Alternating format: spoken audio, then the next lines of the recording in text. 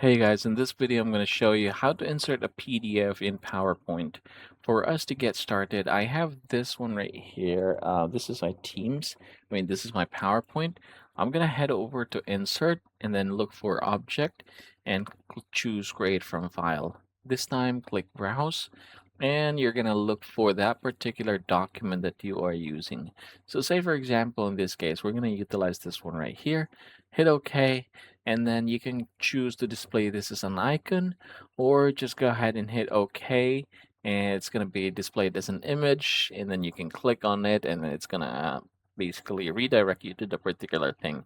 You also have the option to use it as link, just link. So in my case, I'm going to go ahead and hit OK, and this is what I'm talking about. So it's now displayed as if it's an image of that particular page. So yeah, this is how you're going to insert PDF in PowerPoint.